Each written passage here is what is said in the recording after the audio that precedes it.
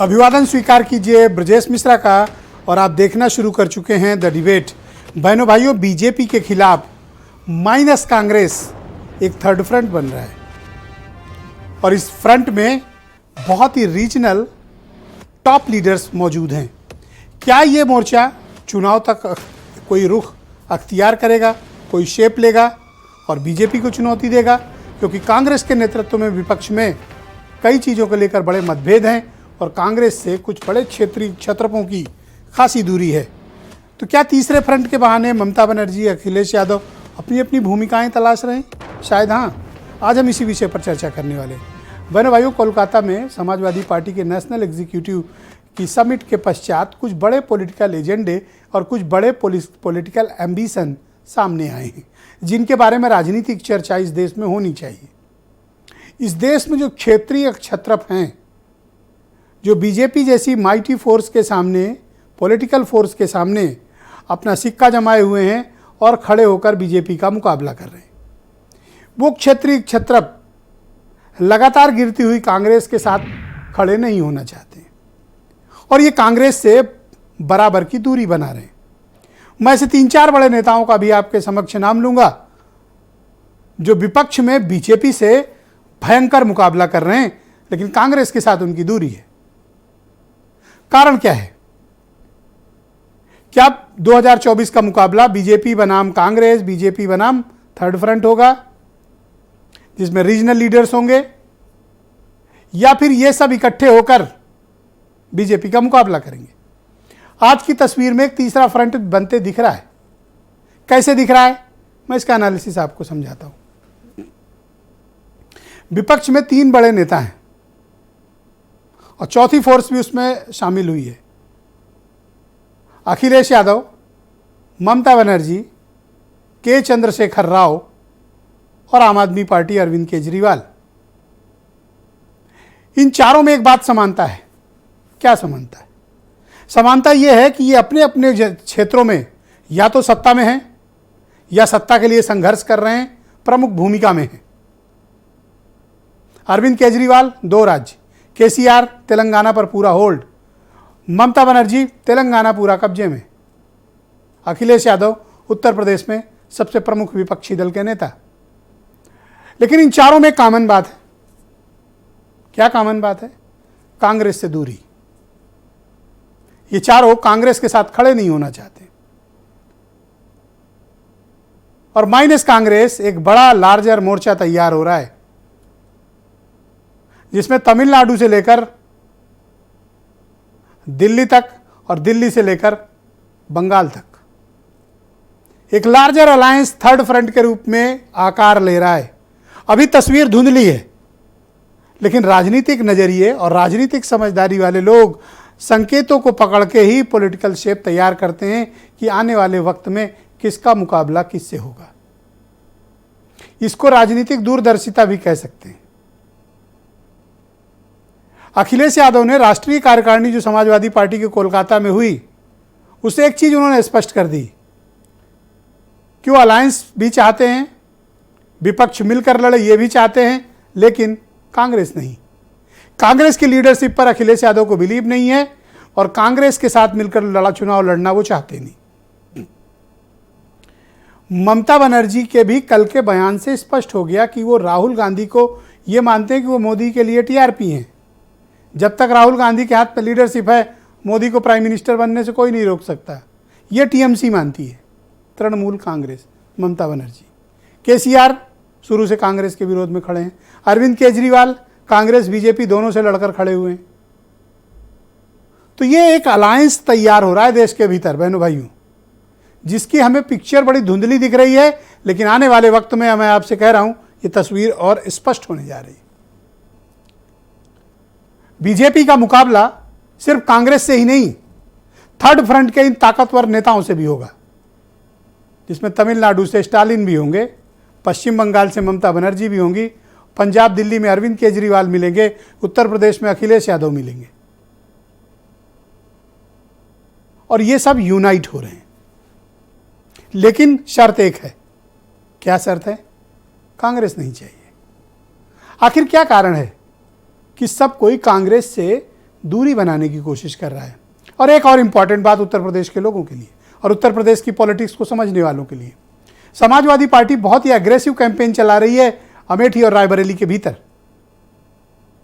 और अमेठी रायबरेली में प्रत्याशी भी उतारे जाएंगे। ये और ये बात कही गई कोलकाता में समाजवादी पार्टी के राष्ट्रीय अधिवेशन में। अब तक एक अंडरस्टैंडिंग समाजवादी पार्टी और कांग्रेस के बीच रही है कि मैनपुरी से वो प्रत्याशी नहीं देते समाजवादी पार्टी के मुखियाओं के खिलाफ, और ये अमेठी रायबरेली तोहफे में देते हैं। लेकिन पिछले दिनों अमेठी का दौरा करके अखिलेश यादव ने काफ़ी क्लैरिटी दे दी, अब प्रत्याशी उतारे जाएंगे। कहाँ? अमेठी, रायबरेली। अब मैनपुरी उतारेगी कांग्रेस। लेकिन उत्तर प्रदेश में कांग्रेस अपनी पॉलिटिकल रेलिवेंसी भी धीरे धीरे खो रही है, ऑलमोस्ट खो चुकी है। तो क्या कोई नतीजा निकल सकता है कि कोई अलायंस होगा, कांग्रेस को साथ लेने की कोई बात हो सकती है? अभी नहीं। न कांग्रेस कोई पहल करती दिख रही है, लेकिन हाँ ये बात जरूर कहती है कि बिना कांग्रेस के कोई अपोजिशन का मोर्चा कैसे बना लोगे। पॉसिबल है जी, जो मैंने आपको बताया जिनके नाम, और ये तो आपको लार्जर पार्टनर मिलेंगे। अभी छोटे छोटे स्टेट में इनके और पार्टनर्स बैठे हुए हैं जो साथ आने को तैयार है। और ये मोर्चा कश्मीर से लेकर तमिलनाडु तक बनेगा और पंजाब से लेकर बंगाल तक। बीजेपी को इस मोर्चे के बारे में चिंता करनी पड़ेगी, क्योंकि ये मोर्चा ऐसे नेताओं का है जिनकी ताकत को, राजनीतिक हैसियत को आप खारिज नहीं कर सकते। या तो अपने राज्यों में सत्ता में हैं, या वहाँ सबसे बड़ा प्रमुख दल है, या विपक्षी दल है और इनके पास मेजर वोट शेयर है। तो आने वाले दिनों में चुनाव में क्या तस्वीर होगी? अखिलेश यादव अपनी भूमिका कहाँ देखते हैं? ममता बनर्जी अपनी भूमिका कहाँ देखती हैं? स्टालिन अपनी भूमिका कहाँ देखते हैं? केसीआर खुद को कहाँ पाते हैं? और अरविंद केजरीवाल क्या चाहते हैं राजनीति में? लेकिन ये सब कांग्रेस से इतर हैं, कांग्रेस से डिस्टेंस मेंटेन करने वाले लीडर्स हैं। तो कांग्रेस की अछूत होती जा रही है। कुछ एक दलों को छोड़ दें तो जवाब हाँ है। कांग्रेस के साथ कोई बड़ी पॉलिटिकल पार्टी अपोजिशन में खड़े नहीं होना चाहती है। कारण कांग्रेस के राजनीति का तरीका है। जो पार्टी 2014 तक देश की ताकत में रही हो, आज उसके साथ खड़े होने में भी तमाम पार्टियां परहेज कर रही हैं। आज की डिबेट इसी पर होगी। आप कुछ स्टेटमेंट सुन लें। उत्तर प्रदेश में समाजवादी पार्टी के साथ जो गठबंधन हैं, जो गठबंधन दल हैं, उनसे मिलकर के 80 की 80 सीटें भारतीय जनता पार्टी को हराने का काम करेंगी। 2024 आने दीजिए, तो एक दिन पहले उनके चाचा कह रहे थे 50 जीतेंगे, रात भर में वो 30 बढ़ करके 80 बोलने लगे, और जब परिणाम आएगा तो कहेंगे क्या बताएं, चाचा ने 50 बोला था, हमने 80 बोला था, लेकिन 0 पर आउट हो गए। राहुल जी को जिस उत्तर प्रदेश की और देश की जनता ने प्यार दिया है, सर्वविदित है, परिवर्तन ही संकल्प और कांग्रेसी विकल्प है। मैं डंके की चोट पर कह सकता हूं कि 2024 पर देश की जनता परिवर्तन करने जा रही है और राहुल गांधी के नेतृत्व में हम सरकार बनाने जा रहे हैं। तो आज की डिबेट पूरी राजनीतिक है। मनीष शुक्ला हैं भारतीय जनता पार्टी से, सुरेंद्र राजपूत कांग्रेस से हैं, फखरुल हसन चांद समाजवादी पार्टी के प्रवक्ता हैं, नावेद चिको जाने माने पत्रकार, अरुण राजभर बीएसपी के नेशनल जनरल सेक्रेटरी और प्रवक्ता, वीरेंद्र सिंह जी हमारे स्टेट हेड। बहुत शुक्रिया और धन्यवाद। सुरेंद्र राजपूत जी, आज ऐसा मनीष शुक्ला जी की इच्छा है कि डिबेट आपसे खोली जाए, तो मेरा आपसे सवाल है कि ऐसा क्या कारण है कि सभी प्रमुख विपक्षी दल, जिनका नाम अभी मैं ले रहा था, और ये स्पष्ट रूप से दिख रहा है उनके बयानों से भी और उनके राजनीतिक आचरण से भी, कि कांग्रेस से सब समान दूरी बना रहे हैं। आप इसकी कोई वजह तलाश पाए कि लोग आपसे दूर क्यों हो रहे हैं? ब्रजेश भाई, आप ख्याति प्राप्त पत्रकार हैं इस हिंदुस्तान के, और आपका निर्मम विश्लेषण भी हमें कहीं ना कहीं धनात्मक ऊर्जा देता है। हम आपको जिम्मेवारी से कहते हैं कि हमारा मोर्चा बढ़ रहा है। आज की डेट में भारतीय जनता पार्टी को हराने वालों की संख्या बढ़ रही है। हमारे मोर्चे में यूपीए में शिवसेना शामिल हो रही है, हमारे मोर्चे में जनता दल यूनाइटेड शामिल हो चुका है, हमारे मोर्चे में कई अन्य दल शामिल हो चुके। किस दल ने हमारा साथ छोड़ा बताइए? महाराष्ट्र में हम बढ़ रहे हैं, बिहार में हम बढ़े हैं, दल क्या नाम, आप सिर्फ मोर्चे की बात। तमिलनाडु में आपने स्टालिन साहब का नाम लिया, हमारे साथी हैं। झारखंड में शिबू सोरेन साहब की पार्टी हमारी साथी है। आप हमारा मोर्चा घट, हाँ भारतीय जनता पार्टी का मोर्चा घट रहा है।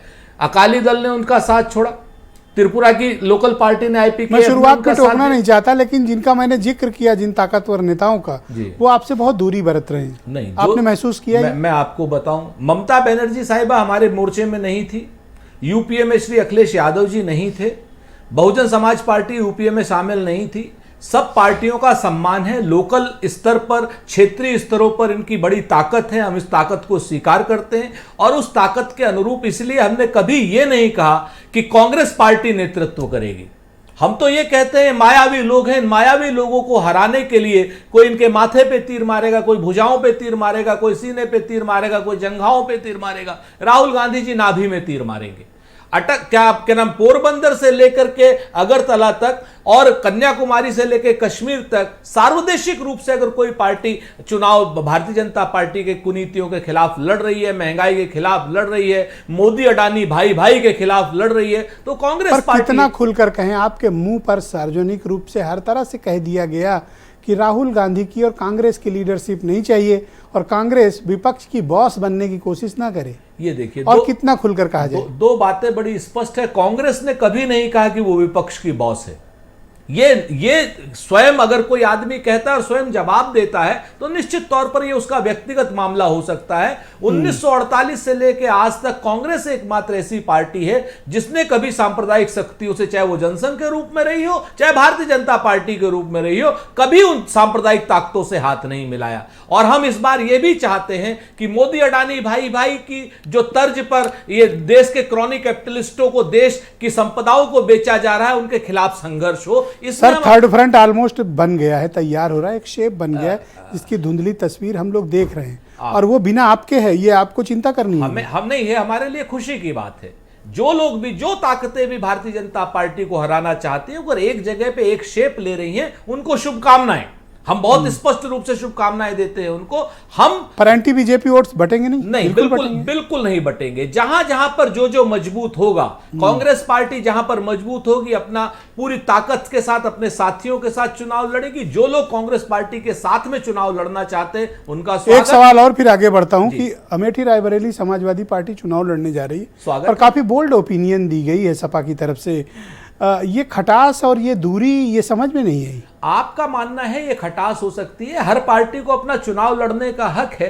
कांग्रेस पार्टी मजबूती से चुनाव लड़ेगी और अमेठी रायबरेली सही उत्तर प्रदेश में कई सीटों को जीतेगी। भाई, उन सीटों को तो आप समाजवादी पार्टी की ताकत के दम पर जीतते आए ना, अब वो अपना कैंडिडेट देंगे तो आपके लिए तो अपना गढ़ बचाना भी। इस बार इस चीज को भी क्लियर हो जाएगा कौन किसके दम पर जीतता है साहब। ऐसी कोई दिक्कत वाली बात थोड़ी है। वो अपना चुनाव लड़ेंगे, हम अपना चुनाव लड़ेंगे। दोनों का लक्ष्य एक होगा कि भारतीय जनता पार्टी को हराना है। अब भारतीय जनता पार्टी को हराने को लेकर के अगर समाजवादी पार्टी और बाकी सारे प्रमुख विपक्षी राजनीतिक, तो आपको समाजवादी पार्टी का नेतृत्व यूपी में स्वीकार नहीं है? बात बहुत नहीं, हमने ये नहीं कहा। मैं फिर से कहता हूं कि पूरे देश में एंटी बीजेपी फोर्सेस साथ आएंगी, चुनाव लड़ेंगी। जो अपने दल से चुनाव लड़ना, आप न्यूट्रल हो जाओ, एक पार्ट हो जाओ अपोजिशन का, तो आपके साथ आ सकते हैं। बॉस मत बनो और प्राइम मिनिस्टर कैंडिडेट मत दो, यही तो शर्तें हैं। दो बातें हम बहुत स्पष्ट कह दें कि हमने बिल्कुल भी बॉस नहीं बने हैं। नंबर एक, मैं जिम्मेवारी से कहता हूं, अपने कांग्रेस की तरफ से कह रहा हूं, आधिकारिक रूप से कह रहा हूं, कांग्रेस पार्टी ने कभी भी किसी क्षेत्रीय दल को बॉस बनने की वो नहीं दी है। हां, Bharatiya Janata party PM candidate भी ना बताओ तो ये बात सुनिए, फिर से भी आ जाइए। कांग्रेस पार्टी की आज तक की, अभी तक की मैं ऑफिशियल जानकारी आपको दे रहा हूं कि भारतीय जनता पार्टी के विरोध में कांग्रेस पार्टी के उम्मीदवार राहुल गांधी हैं। समाजवादी पार्टी के उम्मीदवार प्रधानमंत्री पद के अखिलेश यादव जी हो सकते हैं। जेडीयू के उम्मीदवार श्री नीतीश कुमार जी हो सकते हैं। डीएमके के उम्मीदवार श्री स्टालिन साहब हो सकते हैं। लग रहा है आपकी बातों से कि आप सजदा करने को तैयार हैं। हम ये आपका अपना मन होता है। कहते हैं ना, हमने तो पासे अदब में बंदा परवर कह दिया और वो समझे कि सच में बंदा परवर। डिबेट के दूसरे राउंड में आपको बाकी कह रहे हैं मुझसे उससे मतलब नहीं है। मैं जो कह रहा हूं मैं उस पर कायम। ऑलराइट, मनीष शुक्ला, आप देख रहे होंगे कि इन दिनों एक अलायंस ऑलमोस्ट शेप ले चुका है, जिसका जिक्र मैंने डिबेट के प्रारंभ में किया। बीजेपी इस अलायंस को, जिसको थर्ड फ्रंट कहा जा रहा है, इसका कोई काउंटर है आपके पास? क्योंकि ये कांग्रेस नहीं है, ये बहुत ही ताकतवर नेताओं का इकट्ठा होना है, जिनके पास या तो ताकत है या सत्ता में है या प्रमुख विपक्षी दल हैं। आपको मजबूत काउंटर मिलेगा इनसे? देखिए ब्रजेश जी, कोई भी दल कहीं भी अधिवेशन करने के लिए स्वतंत्र है। अधिवेशन में अगर उनके प्रवक्ता बैठे हैं, वो बताएंगे कौन सा राजनीतिक प्रस्ताव पास हुआ, पिछली क्या गतिविधियां थी, आगे उनका क्या रोड मैप है, हम लोग ये भी जानना चाहेंगे। चूंकि अधिवेशन का जो औपचारिक जो चीजें होती है अभी तक हम लोग समझ नहीं पाए। केवल एक चीज देख पाए, एक चित्र देख पाए कि ममता जी ने उनको बैठने के लिए, यद्यप हमारे दल में इसका कोई विभेद नहीं है, हम लोग तो दरी पे बैठने वाले लोग हैं, लेकिन एक बैठने का एक स्टूल होता है, उससे बहुत इनको गुरेज रहता था, और ममता जी ने अखिलेश जी को वही स्टूल पकड़ाया। तो इस पूरे अधिवेशन में एक इसी चित्र का, एक इसी फोटो की चर्चा रही। इसके अतिरिक्त तो हम लोगों ने और कुछ सुना नहीं कलकत्ता जाके इन्होंने क्या किया। दूसरी बात ब्रजेश जी, जहां तक गठबंधन का सवाल है, तो हम लोग अगर उत्तर प्रदेश की बात करें तो जितने भी नाम आपने लिए, तेलंगाना, आपने ममता जी का नाम लिया, और अरविंद केजरीवाल पंजाब और दिल्ली का नाम लिया, उत्तर प्रदेश में अगर ये लोग समाजवादी पार्टी के साथ आके चुनाव लड़ते हैं, अभी तो समाजवादी पार्टी ने इसका अधिकृत घोषणा नहीं की है कि इन लोगों को सीट देंगे, उनसे गठबंधन करेंगे उत्तर प्रदेश में, लेकिन आप बड़े पत्रकार हैं, यहाँ बैठे सभी लोग, जिनको जिनको ध्यान में बताए कि ये लोग उत्तर प्रदेश में कितने वोट आप बढ़ा मेरा सकते सवाल ही नहीं समझ पाए। ये अपने अपने प्रदेश में इकट्ठे होकर लड़ रहे हैं, जैसे पश्चिम बंगाल ममता बनर्जी लड़ेंगी, और ये सब इकट्ठा हो रहे हैं, तो इनके पास रीजनल फोर्स बहुत है, रीजनल पावर बहुत है। मैं उसी पे आ रहा हूँ ब्रजेश जी, यही तो मैं कह रहा हूँ। ये लोग तो 2019 में भी लड़े थे अपने अपने स्टेट में, अपने अपने स्टेट में लड़े थे, और जो परिणाम था उस परिणाम के बाद 303 सीटें भारतीय जनता पार्टी ने जीता था। तो समाजवादी पार्टी उत्तर प्रदेश में लड़ेगी, और उत्तर प्रदेश में कौन सा गठबंधन ऐसा होने वाला है जो चैलेंज है, या जिसके नाते से वोट एक तरफ जाने वाले हैं, ऐसा तो मुझे कोई परिदृश्य। तो आप थर्ड फ्रंट की संभावनाओं को खारिज करते हैं? नहीं, हम क्यों खारिज करेंगे, अच्छा है, फ्रंट बनाना चाहिए, तो उनका व्यक्तिगत निर्णय है, पार्टी का निर्णय होता है, लेकिन इससे वोटों का क्या फर्क पड़ने वाला। अखिलेश जी पश्चिम बंगाल में जाकर ममता जी को कितनी सीटें जिता सकते हैं, क्या कितने वोटों की बढ़ोतरी कर सकते हैं, या तेलंगाना में इनके जाने से कौन सा सैलाब आने वाला हो। पर ये अपने अपने प्रदेशों में सीटें जीत के आए और एक बड़ा प्लेटफॉर्म तैयार कर लिया, तो वो तो आज भी कर सकते हैं। हम जब हम 300 से ऊपर सीट जीत के आएंगे तो चाहे जितना बड़ा प्लेटफॉर्म तैयार कर ले तेलंगाना, और आज भी अवसर है कि तेलंगाना के चीफ मिनिस्टर। तो बीजेपी इनको कोई चुनौती नहीं मानती, और ये आपके लिए कोई बड़ा मुद्दा नहीं है? सवाल ये नहीं है। देखिए, हम तो युद्ध और चुनाव में हम छोटी फोर्स को भी मजबूत मानते हैं, उससे पूरी ताकत से लड़ते हैं। हमारा ये नहीं मानना है सर, चुनाव होता है, उसको युद्ध से तुलना क्यों करते हैं आप? ये कोई वार थोड़ी हो रही है। नहीं, देखिए, लोकतंत्र जब लोकतंत्र का ये पर्व आता है जी, तो सबके अपने तर्कस से तीर निकलेंगे, सबके अपने उम्मीदवार निकलेंगे और चुनाव मैदान में जाते हैं। तो मैंने इसलिए कहा कि क्या ये लोग कहीं एक स्टेट में एक साथ जाके कुछ वोटों की बढ़ोतरी करने की स्थिति में है। रहा सवाल कि अपने अपने स्टेट में मजबूत है, तो आज की डेट में भी वो है, चीफ मिनिस्टर है ममता जी, तेलंगाना में सीएम है, अखिलेश जी यहाँ मुख्य विपक्षी दल है। एक अगर इसी गठबंधन के सारे लड़ना तो आज ही सामने आ जाए तो समझ में आ जाएगा।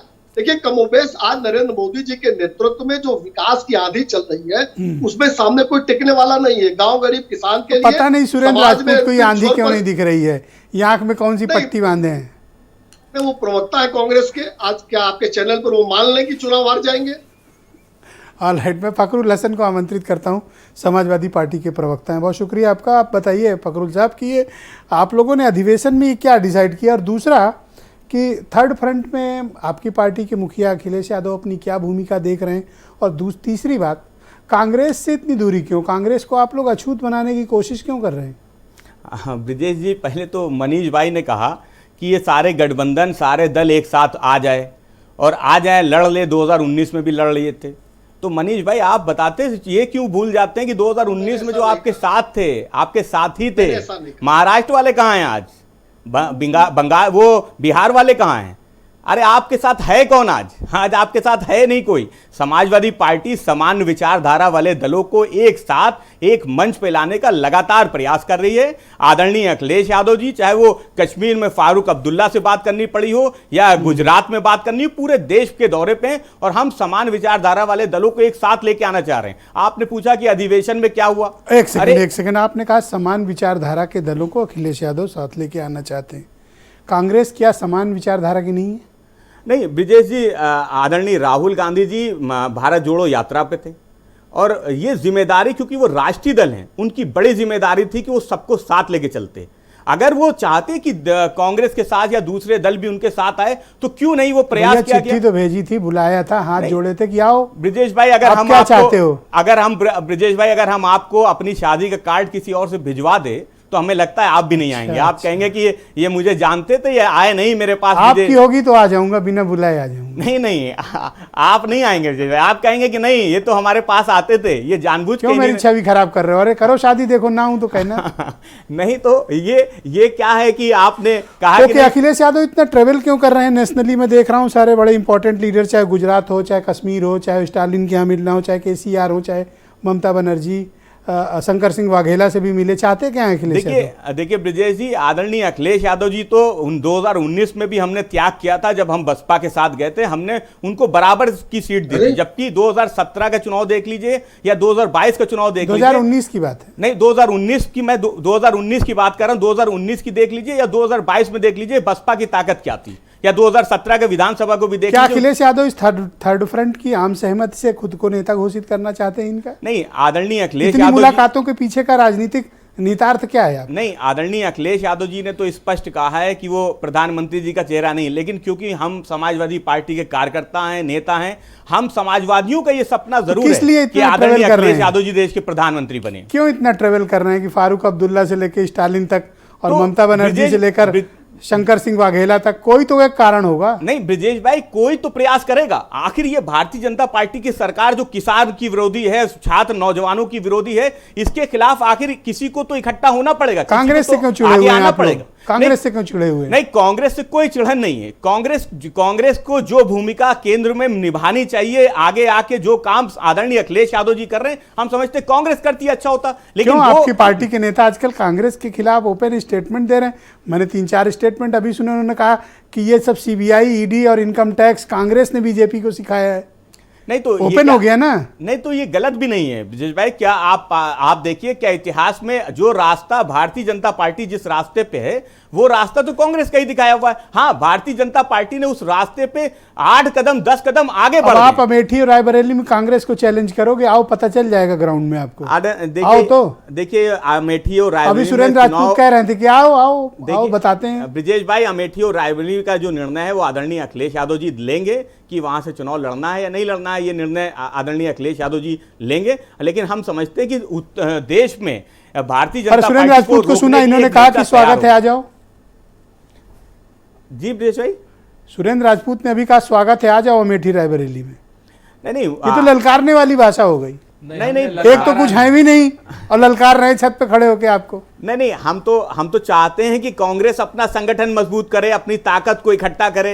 देश जो दूसरे राज्य हैं, गुजरात, आपसे ट्रेनिंग लेने की जरूरत नहीं है कांग्रेस को। नहीं, हम बिल्कुल सलाह भी नहीं देना चाहते, लेकिन हम ये भी चाहते हैं कि उत्तर प्रदेश में हम ताकत हैं और हम, अगर वो हमारे साथ नहीं आना चाहते तो हम भी उनके साथ नहीं जाना चाहते। अरुण राजभर मेरे साथ मौजूद हैं, SBSP के नेशनल जनरल सेक्रेटरी और प्रवक्ता। अरुण जी, शुक्रिया आपका।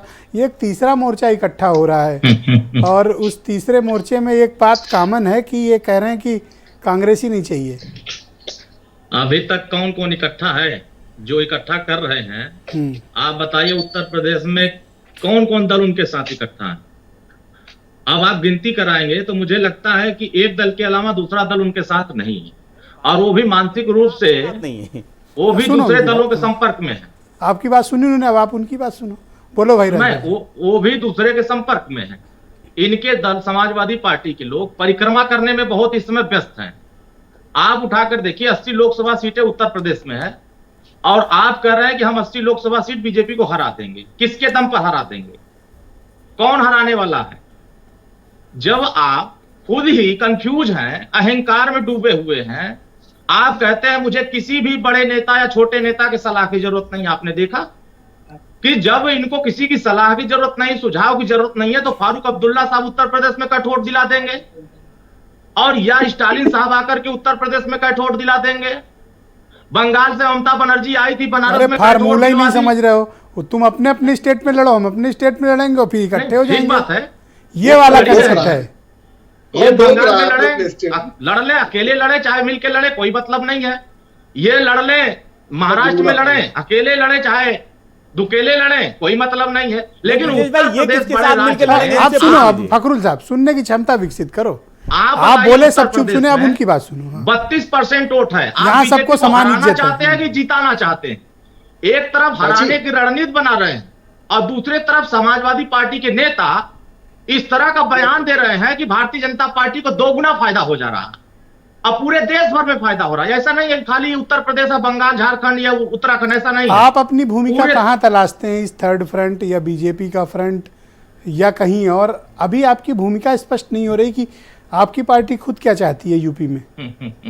देखिए, जब थर्ड फ्रंट बनाने वालों का ही एजेंडा क्लियर नहीं है, सुहेल देव भारतीय समाज पार्टी का तो एजेंडा क्लियर है। क्या है? हम देखिए, क्या जहां है? से वोट इकट्ठा सुनो। होता है, जहां से वोट बनता है, जहां जनता वोट देती है, सुहेल देव भारतीय समाज पार्टी उनके बीच में है। जब वो दौर आएगा कि हमें किस फ्रंट के साथ जाना चाहिए, किस फ्रंट के साथ नहीं जाना चाहिए, वो तो बात हम बता देंगे। लेकिन जो लोग उत्तर प्रदेश में बड़ी पार्टियां हैं या देश की बड़ी पार्टियां हैं, वह लोग तो कौन इस सी थर्ड योजना फ्रंट बना की रहे हैं? कवायद को आप खारिज करते हो और ये बताते हो कि ये इनमें दम नहीं है। देखिए, हमें ऐसा लगता है कि श्री अखिलेश यादव जी जिस तरह का परिक्रमा कर रहे हैं, वो रिजेक्ट झालर मोती तैयार कर रहे हैं, जो फ्यूज बल्ब की तरह बना हुआ है। क्या न वो ममता जल बनर्जी सकता फ्यूज है। बल्ब हैं? बिल्कुल है, क्या अरविंद केजरीवाल फ्यूज बल्ब हैं? फ्यूज बल्ब है। क्या बिल्कुल केसीआर फ्यूज बल्ब हैं? हो गए हैं। क्या वो स्टालिन अपने फ्यूज राज्य बल्ब के लिए हैं? है, बिल्कुल है। ये अपने राज्य के लिए तो 10 और आप से खुद को 5 से हाइलोजन 40 मानते हो? है। नहीं नहीं, हम कह रहे आप हैं, हाइलोजन हो, ये सब फ्यूज नहीं, बल्ब मेरी हैं। बात समझिए कि आप देश की सबसे बड़ी पार्टी से लड़ने की इच्छा जाहिर कर रहे हैं कि हम उलाट देंगे, हरा देंगे, लेकिन आप खुद इकट्ठा नहीं है। आप 32% उत्तर प्रदेश में वोट पाए 2022 में। ये सब कांग्रेस को पश्चिम इतना का- क्यों चिड़े हुए हैं कांग्रेस से ये लोग? देखिए, कारण ये क्या सच है? है। आप कुछ समझ पाए? नहीं नहीं, ये सच है कि देश में बिना कांग्रेस को इकट्ठा किए हम चुनाव नहीं लड़ सकते विपक्ष के लोग, ये सच है। लेकिन कांग्रेस की जो एक एक्टिविटी है, जो उनके नेता श्री पिछले राहुल हफ्ते गांधी तो आप जी का सुरेंद्र जो- राजपूत को भला बुरा कह रहे थे और आज मैं- ऐसे सजदा कर रहे हो जैसे कांग्रेस बुला ले तो अभी नहीं, नहीं, दीवार मैं फांद कह के रहा- निकल नहीं, जाओगे। मैं कह रहा हूं, आज भी मैं कह रहा हूं कि कांग्रेस की हैसियत उत्तर प्रदेश में 0 है, इसीलिए कोई छूना नहीं चाहता है कांग्रेस को। ये कांग्रेस विधानसभा चुनाव लड़के देख चुकी है, लोकसभा चुनाव लड़के देख चुकी है और छोटे चुनाव लड़कर के भी देख चुकी है कि उनकी ताकत, उनकी संगठन कितने ताकत पर है उत्तर प्रदेश में। लेकिन सच्चाई ये है कि जो पूर्वी उत्तर प्रदेश है या आप जाएंगे जब दक्षिण भारत की तरफ, तो कांग्रेस थोड़ी बहुत मजबूत है। वहां अगर Thank ये you. छोटे दल जो राज्य के पार्टियां हैं, अगर कांग्रेस के साथ मिलकर काम करते हैं तो कुछ तो मुकाबला अभी हासिल आपकी कर पार्टी सकते ने हैं। कोई निर्णय नहीं लिया कि आप किसके साथ खड़े होगे? 2024 में अभी तो हम निर्णय ले चुके हैं कि हम 2024 तक हम जनता के साथ जहां से वोट इकट्ठा हो रहा है, जिस जो मालिक है, हम मालिक के बीच में जा रहे हैं Thank और you. मालिक के बीच में अपने मुद्दों के आधार पर हम जनता से शुक्रिया अपने आपका। पार्टी के साथ जोड़ने की कवायद नावेद कर जी, रहे हैं। नावेद जी बहुत स्वागत आपका। मैं आपसे समझना चाहता हूँ ये थर्ड फ्रंट जो आकार ले रहा है, ये क्या वाकई में संभव है? और दूसरी बात ये है कि इसमें ममता बनर्जी हो या अखिलेश यादव हो, इनकी क्या भूमिका होगी? देखिए, मुझे मैं उत्तर प्रदेश के परिवेश में बात करना चाहता हूं और मुझे बड़ा अजीब लग रहा है। अखिलेश यादव जी एक राष्ट्रीय नेता के तौर पर थर्ड फ्रंट की एक रूपरेखा रख रहे हैं, अपने बयान दे रहे हैं लगातार और कांग्रेस की आलोचना कर रहे हैं, कांग्रेस को भाजपा के करीब बता रहे हैं, भाजपा जैसा बता रहे हैं। मेरे एक बात नहीं समझ में आ रही है कि भारतीय जनता पार्टी उत्तर प्रदेश में इतनी मजबूत है, अखिलेश यादव उससे कैसे लड़ेगी, उसकी रणनीति क्या होगी? भाजपा से लड़ने के लिए यूपी पर सबकी निगाहें रहती है। जाहिर सी बात है, यूपी ये तय करता है कि कौन जीतेगा कौन नहीं जीतेगा, दिल्ली की कुर्सी तय करता है। भाजपा में यूपी में लड़ने के लिए 45+ चाहिए वोट प्रतिशत। अखिलेश यादव के पास कितना है? जो आधार है सबको पता है, वो आधार मुस्लिम और यादव है और कुछ पिछड़ी जातियों के लोग हैं। आप ये बताइए, लोकसभा और विधानसभा में दोनों में काफी अंतर होता है। एंटी बीजेपी वोटर्स जो है हमेशा विधानसभा में समाजवादी पार्टी का जिस तरह समर्थन करते हैं, वैसा समर्थन लोकसभा में नहीं करते। ऐसी स्थिति परिस्थिति में अगर वो कांग्रेस के खिलाफ बोल रहे हैं या ये संकेत दे रहे हैं कि कांग्रेस के साथ उनकी कोई भी ट्यूनिंग नहीं होगी, वो कांग्रेस को 5-7 सीटें देने के लिए भी राजी नहीं है, तो एक सीधी सी बहुत मोटी मोटी बात है, किसी बड़े विश्लेषक की बात नहीं है, कि ये बताइए कि अगर वोट बढ़ जाता है, मैं साफ साफ कहता हूं, मुसलमानों का अगर वोट बढ़ जाता है, जो 17, 18, 19% अखिलेश यादव की झोली में आया था, हमने खुद देखा था कांग्रेस के वर्कर्स भी समाजवादी पार्टी को इसलिए वोट दे रहे थे कि लग रहा था कि भाजपा से लड़ने के लिए ये सक्षम है। अगर ये वोट 20% भी अलग कांग्रेस के झोले में चला जाता है तो अखिलेश यादव यानी समाजवादी पार्टी कहां चली जाएगी, इसका अंदाजा लगाइए। अन्य पिछड़े अगड़े पिछड़ों की लड़ाई में 2% वोट शेयर वाले कितना बढ़ जाएंगे लोकसभा चुनाव में? जी, जिसका वोट परसेंटेज 2 रहा हो हाँ, लास्ट इलेक्शन में, मैं मानता हूं, वो कितने परसेंट बढ़ जाएंगे? 4 हो जाएंगे, 6 हो जाएंगे? अगर 2, 4, 6, 10% भी बढ़ जाते या हैं, वाकई में यूपी में विपक्ष में कांग्रेस के लिए कोई लहर चल रही है 2% और 2 सीटें जो हम लोग नहीं समझ पा रहे हैं? नहीं, मैं आपको सर मैं यही समझाने की कोशिश करूंगा कि 2% वोट और 2 विधायक, इससे कोई बड़ी हैसियत नहीं है। पिछले चुनाव, विधानसभा चुनाव को अगर देखा जाए तो कांग्रेस की हैसियत इस बीच ऐसा क्या हो गया कि लोग कांग्रेस की तरफ आकर्षित हुए? कि देखिए होता क्या है कि आपने भी देखा, हमने भी देखा, सबने देखा, कई चुनाव ऐसे हुए हैं जिसमें 200 से लेकर 2000 वोट से 100 सीटें प्रभावित होती हैं। कांग्रेस की हैसियत कुछ ना होने के बाद भी 500, 700, 800 वोट अगर वो समाजवादी पार्टी की काट देते हैं तो लोकसभा चुनाव में सभा का क्या अंजाम होगा इसका अंदाजा लगाया जा सकता है। और इस बात को भी आपको मानना तो आप ये मानते हैं कि सब इकट्ठे हो जाएं तभी बीजेपी से यूपी में लड़ सकते हैं, राइट? जी, सबका मतलब सिर्फ उत्तर प्रदेश की अगर बात करें कि कांग्रेस को कम से कम कुछ झुकना पड़ेगा। कांग्रेस को भी जो बात हमने आपने सुनी होगी कि 8-10 सीटों पे तो भैया 2% वोट हैं, 2 MLA है, कितनी सीट दे दे इनको कि इनको लगे कि नहीं इज्जत वाला सौदा हुआ? 2-4 जगह जहां उनका प्रभाव है, 4 कम से कम आप मैक्सिमम 4 रिकमेंड करते हैं? नहीं, मेरा मानना है जो कांग्रेस का, जो हमने सुना है कांग्रेस 20 सीटें मांग रही है और समाजवादी वैसे डिजर्व कितना करते हैं आपके हिसाब से? मेरे हिसाब से 4-5 सीटों 4-5 पे सीट। एक अच्छी लड़ाई बहुत लिबरल होके भी आप 5 सीट देना चाहते हैं? जी बिल्कुल। ओके, वीरेंद्र सिंह जी भी हमारे साथ इस कार्यक्रम में जुड़ चुके हैं। वीरेंद्र जी, स्वागत आपका। मैं देख रहा हूं कि इन दिनों थर्ड फ्रंट बनाने की कोशिश में अखिलेश यादव बड़ी तेज़ी से लगे। अब तक तो केसीआर ही लगे थे, लेकिन आजकल अखिलेश यादव की सक्रियता भी बहुत राष्ट्रीय परिदृश्य में दिख रही है, जिस तरह के वो दूसरी पार्टी के लीडर्स को जोड़ रहे हैं या मिल रहे हैं। तो ऐसे में क्या आपको लगता है कि कोई तीसरा मोर्चा माइनस कांग्रेस, बिना कांग्रेस के कोई आकार लेगा? और दूसरा, कांग्रेस से इतनी दूरी का कारण क्या है? देखिए, अखिलेश यादव को राष्ट्रीय मोर्चा बनाने से पहले अपने पार्टी के संगठन को मजबूत बनाना चाहिए। कोलकाता में उन्होंने जो सम्मेलन किया उसमें इसी बात पर जोर था कि अगर बीजेपी को उत्तर प्रदेश में मजबूत टक्कर कोई दे सकता है तो समाजवादी पार्टी दे सकती है, और उसके लिए फिर उसको उसी हिसाब से बूथ पर कार्यकर्ता तैनात करने होंगे जो उनके वोट डलवा सकें। और जितनी पार्टियां हैं उनके पास ना तो इतना बड़ा संगठन है, ना इतने कार्यकर्ता है बीजेपी के सामने कि वो टिक सके। सपा अकेली पार्टी है जिसके हर जिले में विधायक है, उनके पास कार्यकर्ताओं की एक बड़ी फौज है। लेकिन ये चुनाव इसलिए महत्वपूर्ण होगा 2024 का समाजवादी पार्टी के लिए कि इस बार पहली बार ये लोकसभा के चुनाव में सपा बिना मुलायम सिंह के लड़ेगी। ना मुलायम की छत्रछाया होगी, ना उनका आशीर्वाद। मुलायम के निधन के बाद अखिलेश ने ये जो एक पहली कार्यकारिणी की है, इसमें एक चीज़ ये वो थोड़ा करने में कामयाब रहे कि वो अपने पुराने नेताओं को वो जोड़कर कोलकाता ले गए और वहाँ पर उन्होंने कुछ रणनीति बनाई है। लेकिन अपनी पार्टी के लिए वक्त देना पड़ेगा।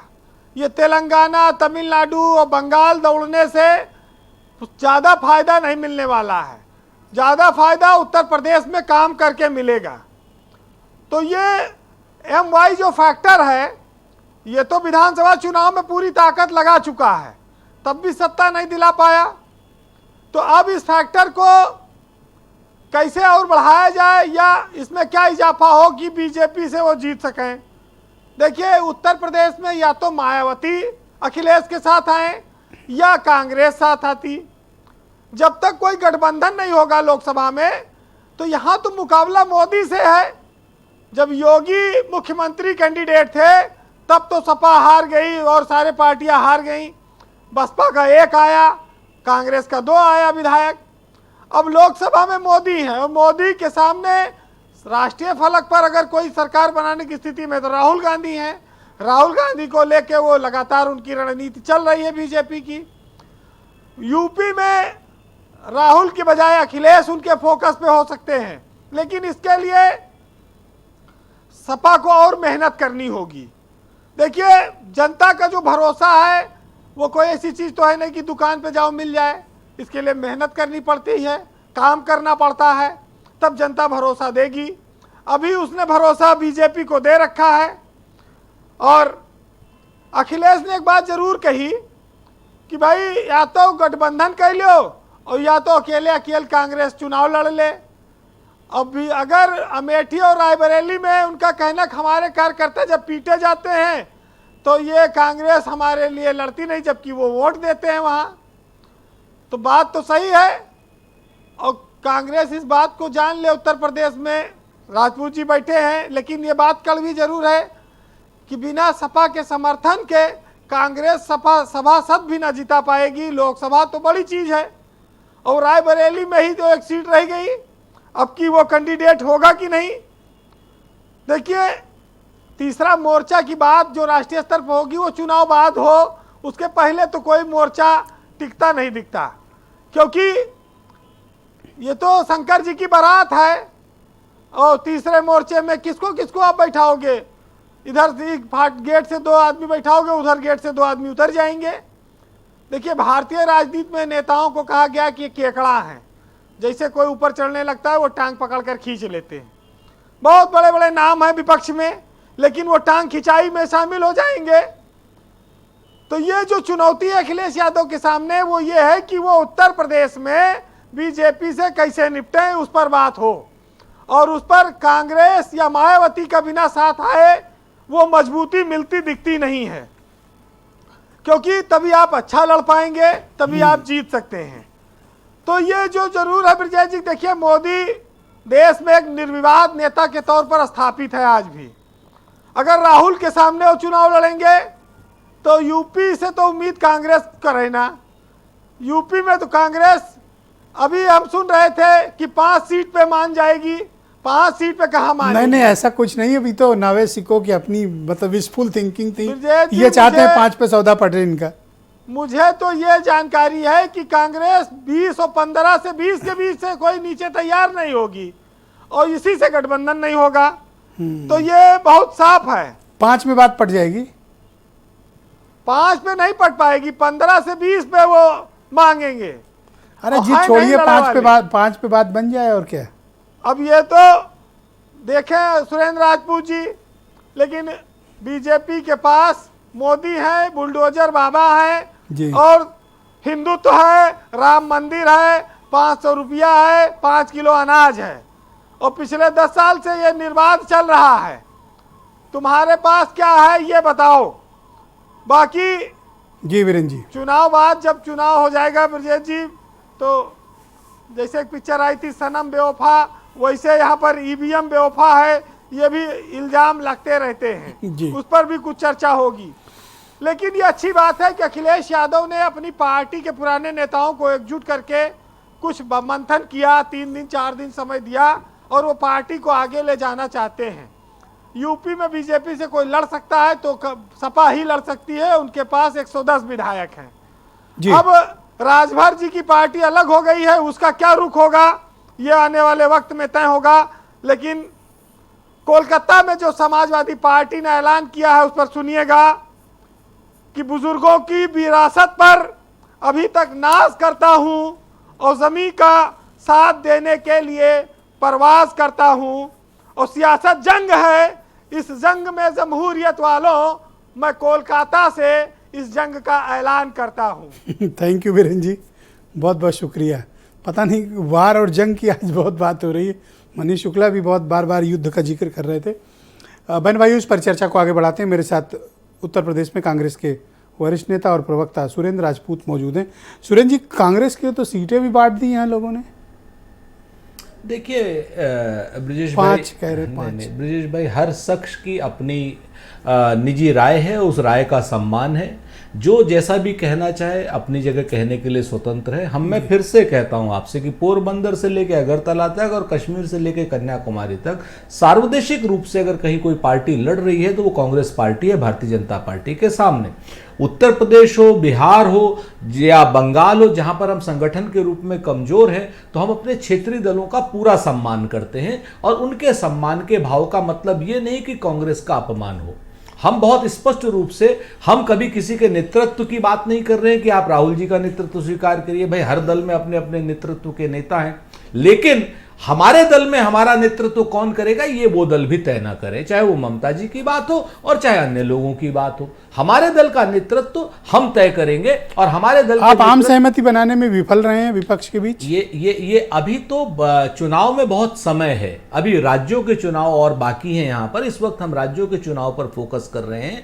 बिहार में हमारी बहुत अच्छी, चाहे वो आरजेडी के साथ में हो, चाहे जनता दल यूनाइटेड के साथ में हो। झारखंड में हम बहुत अच्छी सरकार चला रहे हैं, वहां पर झारखंड मुक्ति मोर्चा के साथ हम सरकार चला रहे हैं। और जिन जगहों पर भी हम पूर्ण रूप से सत्ता में, जैसे राजस्थान में हो या झारखंड में, क्या नाम, छत्तीसगढ़ में हो, वहां हमारी सरकार अच्छी चल रही है। क्या खुले दिमाग और मनोमस्तिष्क के साथ आप समाजवादी पार्टी के साथ कांग्रेस कोई बात करना चाहती है यूपी में?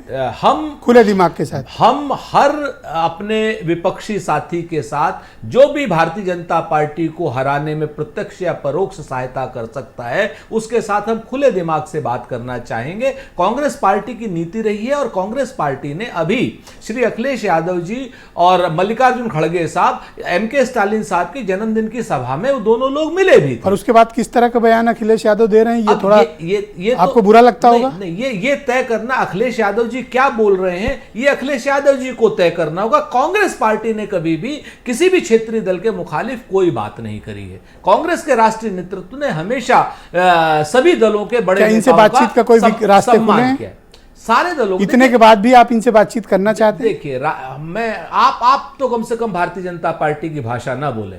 मेरा बहुत स्पष्ट, आपको खुलेआम भला बुरा कह रहे हैं, आप चाहते हैं मैं उस पर पर्दा डाल दूं? कोई बात नहीं, नहीं, आप डाल लो सर। मैं आपसे जिम्मेवारी से कहता हूं ब्रजेश जी, भारतीय जनता पार्टी चाहती है, और जो भारतीय जनता पार्टी चाहती है वो बिल्कुल कांग्रेस पार्टी नहीं करेगी, जनता नहीं करेगी। इस बार चुनाव नीतियों पर होगा, मुद्दों पर 5 सीट ठीक है यूपी में? फिर से वही बात आप कह रहे हैं, आज की डेट में सीट की बात कहां से आई? हम तो आपसे कह रहे हैं कि भारतीय जनता इतना ठीक है ये जितना शेयर ये नावेद शिकोह साहब का व्यक्तिगत मामला है। मैं आपसे फिर से कह दूं कि 2009 में भी हम, जिस समय हमको ये कहा जा रहा था कि आप 2 जीतेंगे 3 जीतेंगे, हम 22 सीटें जीते, हमसे कम ही कम थे। तो कम से कम 22 चाहिए आपको? नहीं, ये हमने बिल्कुल नहीं कहा। हम बहुत इस पर, ये काम राष्ट्रीय नेतृत्व का है। हम तो ये कहते हैं कि आज की डेट में भारतीय जनता पार्टी को हराना मुख्य उद्देश्य है हमारा, और सारे क्षेत्रीय दलों का हम परस्पर भाव से सम्मान करते हैं। हम कोई नेतृत्व नहीं थोपना चाहते। सच बात मनीष शुक्ला, देखिए कांग्रेस डबल गेम कर रही है कि खुद तो चुनाव लड़ी रही है और बाकी विपक्षी दलों का सपोर्ट भी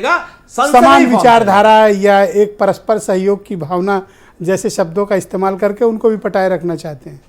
डबल गेम कर रही कांग्रेस। देखिए, कोई भी दल किसी दल से समझौता करता है तो उसका ट्रैक रिकॉर्ड देखता है। चौधरी चरण सिंह चंद्रशेखर जी से लेकर तमाम सरकारों के रिकॉर्ड कांग्रेस के हैं जिसको लोग जानते हैं। फिलहाल जिस दल को जिसके साथ जाना हो उनका व्यक्तिगत मसला होता है। मैं फिर से कहूंगा कि मैं यूपी सेंट्रिक बात करना चाहता हूं। उत्तर प्रदेश में अगर चुनाव होगा, जब चुनाव होगा तो उत्तर प्रदेश में ममता बनर्जी जी या तेलंगाना से या अरविंद केजरीवाल जी या फारूक अब्दुल्ला जी का क्या प्रभाव पड़ेगा वोटों की दृष्टि से। देखिए, चुनाव का मतलब है वोटों में कितनी बढ़ोतरी कौन कर सकता है। देखिए, उत्तर प्रदेश का चुनाव, जो हमारा ट्रैक रिकॉर्ड है, जो हमारी अपनी नीति है, उसके आधार पर हम चुनाव लड़ेंगे। हम क्राइम और करप्शन पर हम वार लगातार कर रहे हैं, गांव गरीब किसान के लिए काम कर रहे हैं, और उत्तर प्रदेश की जनता फिर से जलता हुआ उत्तर प्रदेश नहीं चाहती, दंगों का उत्तर प्रदेश नहीं चाहती। उत्तर प्रदेश की जनता, क्या आप ये बात दावे से कह सकते हैं कि ओम प्रकाश राजभर और SBSP का सपोर्ट आपको मिलेगा? आपके अलायंस पार्टनर बनेंगे? नहीं, अभी हमारे जब पार्टनर नहीं है तो हम ये क्यों कहेंगे। निश्चित रूप से चुनाव विचार मिल रहे हैं आजकल, इस कारण मैंने पूछा ये सवाल। नहीं, विचार जो अरुण राजभर जी ने जो सवाल किया है कि ममता जी वोट बढ़ाएंगी कि फारूक अब्दुल्ला वोट बढ़ाएंगे, इसलिए सवाल आया, स्वाभाविक रूप से सवाल आया। वो सवाल तो मैंने भी आपसे पूछा था कि आपने कहा कि ये अखिलेश जी तमाम जगहों पर दौरे कर रहे हैं, लोगों से मिल रहे हैं, तो फोटो अपॉर्चुनिटी तो हो सकती है, लेकिन उत्तर प्रदेश के राजनीतिक दिशा और दशा पे इसका क्या असर पड़ने वाला है। आप पत्रकार हैं, नावेद शिकोह जी हैं, 2 लोग ऐसे हैं जो निरपेक्ष है, बाकी तो दोनों के प्रतिनिधि हैं, अपनी अपनी बात करेंगे। बताइए ना कि ये जितने भी नाम है जिनसे अखिलेश यादव जी मिले जी। हैं, उनका उत्तर प्रदेश के चुनाव में क्या पर अपने असर अपने है? राज्यों में तो और- इनकी और बहुत अरुण बड़ी राजभर- राजनीतिक ताकत है। नहीं, ब्रजेश जी, मैं देखिए पिछले दौर में भी यही बात कह रहा था कि अपने अपने राज्य में ताकत है, इस पे कौन सवाल खड़ा कर सकता है। ममता जी वहां की मुख्यमंत्री हैं और 22 सीटें उनके पास है, इस पे कैसे मैं डिनाई कर सकता हूं। तो एक बात लेकिन बताओ, उत्तर आपने कहा प्रदेश कि में आप उनके यूपी आने से- सेंट्रिक बात करेंगे, तो मैं यूपी सेंट्रिक एक सवाल देता हूं कि जी। इनको साथ में लेने में कोई बुराई है ओम प्रकाश राजभर को?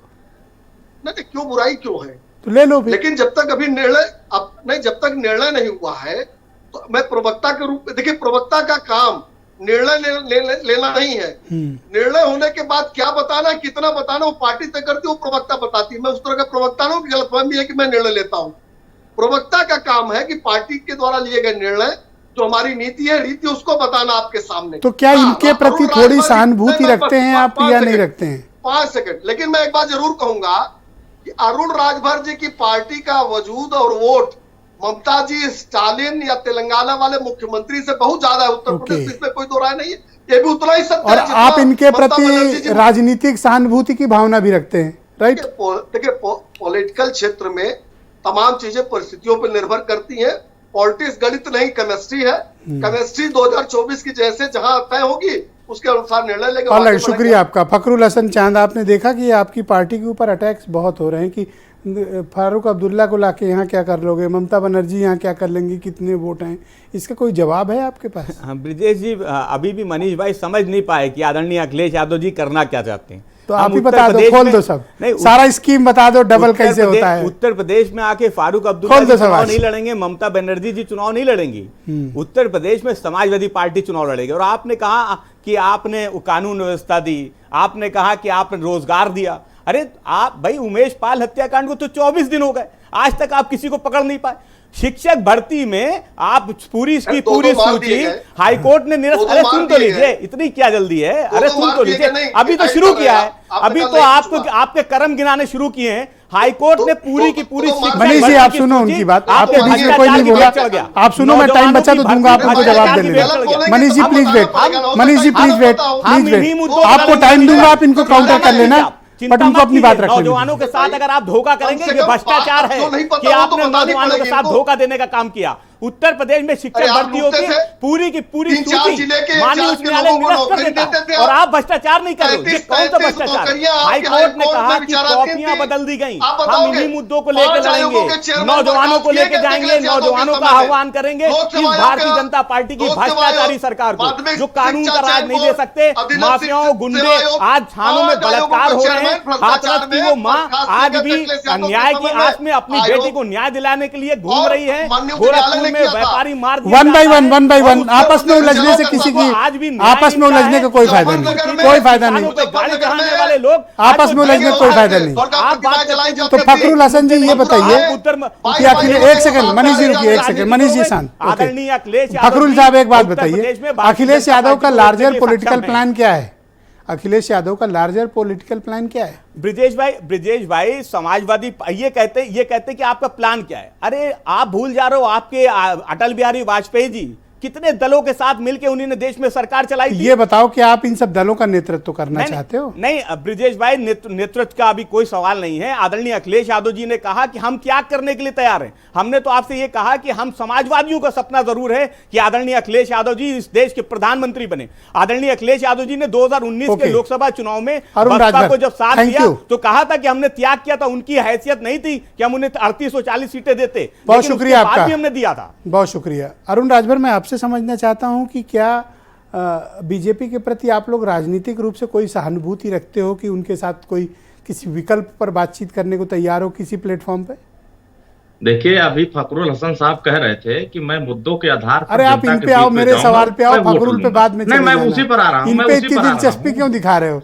इस सवाल का जवाब दे। उत्तर प्रदेश में आप बीच में नहीं बोलो, प्लीज वेट, कोई बीच में नहीं बोलो। मैं उसी मुद्दे पर आ रहा हूँ, चाहे वो शिक्षक भर्ती घोटाला हो, चाहे वो अनुदेशकों का मसला हो, रसोइयों का मसला हो, चाहे वो पिछड़े दलित आदिवासी कमजोरों के अधिकार की बात हो। सदन में श्री अखिलेश यादव जी या समाजवादी पार्टी कितना मुखरता से इस पे सवाल खड़ा करिए सरकार पर? क्या सरकार से इस पे बहस की? नहीं किया।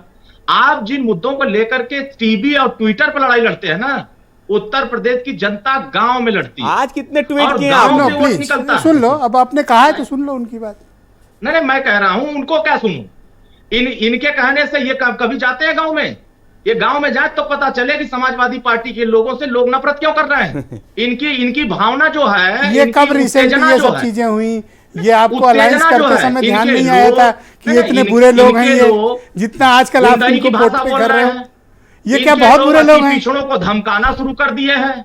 इनके लोग अति दलितों को उत्पीड़न करना शुरू कर दिए हैं और Okay. कहेंगे कि मुझे पावर दीजिए, मुझे सत्ता दीजिए, मुझे सीट दीजिए, मुझे वोट दीजिए, मुझे प्रधानमंत्री बनाइए। अभी तो इन्होंने कहा फखरुल हसन कि हमारे नेता श्री अखिलेश यादव जी प्रधानमंत्री होना चाहिए।